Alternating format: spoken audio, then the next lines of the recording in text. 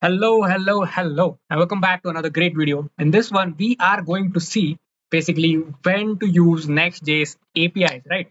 So if you are someone like me who is a full stack developer who has usually worked on projects where you have a different front end code base, you have a different backend code base, having your APIs in your Next.js application or having your APIs in your front end application makes zero sense, right? So I was in the same boat as you, so I went on this journey, so you don't have to. Right. So we are going to look at when to use a Next.js API and most importantly, when not to use a Next.js API. Right. And basically what benefits and trade-offs it comes with and all. So if you're new here, make sure to like, subscribe, and click all different buttons on the screen. We are already at our 20 sub mark, right? So big hands for ourselves. I need just 10 more people to reach the 30 sub mark. So please do your bit. Make sure to hit the subscribe button and let's dive into it. Right. So if you like reading, I have already written an article that you might be seeing on the screen. It's a Medium article. I'll be giving the link in the blog so you can follow on that as well. Or if you like watching videos, man, you're already here. So let's get started. Cool.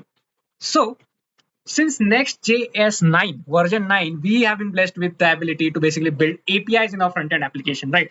And there are really some very cool use cases where you can use these APIs and make them worth your bit, right? And so the two of the most useful ways that you can use the Next.js API. If you go to actual Next.js website or other article, you can see a few more, maybe 5 or 6 use cases, but I have basically summarized them down to two top cases or two top conditions when you should use the Next.js API, right? So the first one is that Next.js APIs are very useful if you are creating a small scale product. So, or a project, if you're working on an MVP, if you're working on a prototype, right? Where your aim is to prove something, where your aim is to show that something is possible rather than creating a full scale application. Or your scenario, you're working maybe to cater just one client or maybe few or maybe 2 or 3 clients, right? So in such a small number of scenario, it makes no sense to actually go and build a different backend application, because if everything can be handled in one single application and you don't really have the need for scalability and availability and you don't have multiple services in place, it is just over engineering to create a separate backend application, right? In such a scenario, Next.js can really save your time, your maybe server cost, as well as their development speed can be exponentially fastened, right? The product delivery can be prioritized finally, right? So since you are building the Next.js application and the APIs are in the same code base as the front end, you don't really have to go and host it somewhere else or create a different backend in maybe Java or Node.js or something else, right? Everything in one place, pretty quick. And of course, man, one another scenario that is great is, of course, if you have maybe like two APIs, right? Or if you just want to call maybe a few APIs, maybe less than 5, don't over engineer, don't create a different backend. Do it simply in the Next.js application using the Next APIs that it provides. So that is the first use case. Small scale application, MVPs, less requirement, no need of over engineering. The second and the great benefit, and I would say it is one of the most important benefit that Next APIs provide, is that if you are using an external service, right, and you want to hide it from the client, though you can call those external service through your Next API. So for example, you have a third party API, you are maybe using Stripe or maybe you are using something like Razorpay, right, a payment application, but you don't want to, or even if you are using something like Supabase on the back, right, and you don't want your client side or your customers to know that you are using Supabase, you want to keep it a secret, or even if you have a backend service of your own and you want to keep that knowledge secret, right, in that scenario, using Next APIs, that is, create a Next API and through that API internally call the external service, right? This makes it possible that your Next APIs will hide the external service from your DevTools network tab, right? So basically, your client side or your customer side would never know that you are internally using something like Supabase, something that is third party and external service, right? So it is really good way of abstracting these third party services or your personal microservices. To show you an example, right, I have created a very small POC. It would take less than 2 minutes to show you. So just bear with me and I will prove to you that it really works, right?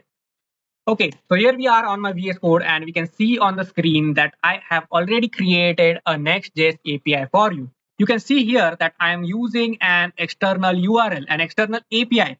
Now, what is this external API? This external API will basically return me the list of all different movies, right? The year of the movie, the name of the movie, and some basic details of the movies.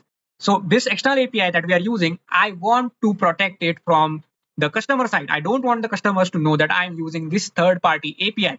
Now to do that, I have basically created this Next.js API, and inside that we are calling the particular third party request, third party service, and whatever response we are getting here in the external response, we are going to return it through this. Basically, we are going to forward it through the API that we have created, the basic profile API that we have created. Now to call it, I have simply created a dummy page, right? Dummy front end application, and inside that, if you see in the use effect, I'm calling slash API slash profile, which is our particular API that we have just created. And once it is called, we will be able to see in the network tab whether our external request or external URL that we are using is getting publicized or not in the network tab. So let's waste no more time, jump on to our Chrome and our Chrome Dev Tools and see whether what I'm claiming is true or not.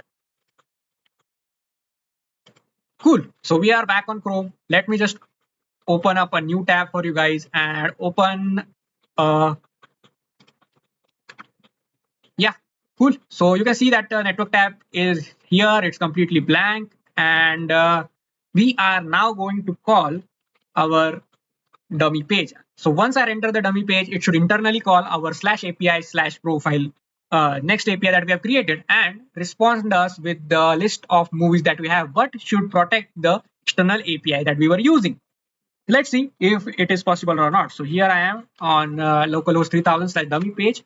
Once I click on that, you can see a lot of different APIs being hit, and here you can see the profile API that we hit, and in the response you can see all the different movies here. So there's Avatar, there's I Am Legend, and a lot of cool movies, but that's not why we are here. We are here to see whether our external API or external URL was publicized, right? So let me just bring it here, right? Profile, shit, yeah. And in this profile, if you see, you can see the JSON in the headers as well. There's nothing to tell you that we are using a third party API inside it. No matter where you look for, not even in the response, not even in the header, not even in the payload, because the third party API is being called from the server side, not from the client side. So the client does not know that internally we are calling some other API. So this is how you can basically hide your third party service from your client side, from your customers. So that is one big, I would say, benefit, one big boon that you can consider for when using a Next API. So cool, now you know that the two top reasons why you should use this type of structure, this type of architecture, right, for hiding important information or a small scale project.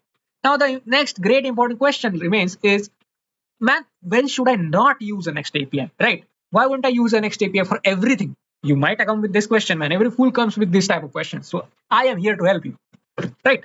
So there are three main reasons, but if you ask me honestly, there is one big reason. It is because Next APIs are usually built to be serverless. That is, a serverless application does not mean that a server does not exist. A serverless application means a managed server, a server that you are not managing, which is automatically configured and automatically managed. So what is a web server, right? So a web server is where you are hosting your front-end application, from where you are receiving your HTML pages, the server from which the HTML pages, the JS, everything is returned and brought to your screen and rendered, right? So that web server, you are not the one configuring it. Whoever you are using as a hosting partner does it for you, right? And the Next APIs that you are building are actually going to be hosted there, are going to be deployed there. So when you hit something from your client side to an API that is built in Next, it goes to your serverless application and basically executes your API. Now the problem is, serverless applications are usually built for small use cases because of three reasons, right? So one, since it is serverless, usually it will have a default timeout, which will not be too big. It will usually be between 5 to 10 minutes or even less than that, right? So in such an application, if you have an internal logic that maybe takes a lot of time, if you have an AI model inside it, right, and it takes maybe 15 minutes to give a response, it is not really ideal to use an API or Next API, correct? So that is one case, because you will never get a response and you will rather get a timeout and some error on your side when a client tries to use it. The second reason is that since it is serverless, these applications are usually built with a concept called cold start. So for example, if you have an application and your application is not getting hit for a certain amount of time, a threshold, usually it is between 10 to 15 minutes. So 15 minutes, if no request comes, the application goes in a hibernation mode, in a sleep mode, right? And it will be woke up again when the first request will be hit after an idle time, right? So what does this make? This makes the application slower.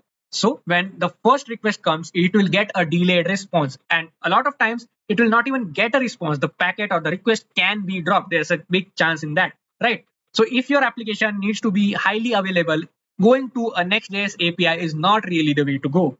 And the third one, as I told you, it's a serverless application. It is built only majorly to host web applications, right? So it has limited computation, it has limited memory provisions. So if you are creating a very heavy API service which has big logic, which is storing stuff, right? It is not really ideal to use a Next API. Rather, go ahead and create a separate backend service and provide the required memory and computation abilities to it, right? Or else, even if the serverless application is able to provide you with the resources, it will cost you a lot since it is automatically managed. So these are the basically three reasons which you should consider when not using a Next APIs, and the two reasons when you should consider using a Next API. So the next time you are building an API and trying to make a decision, remember this and thank me. All right, cool. See you next time. It was great talking to you. Bye.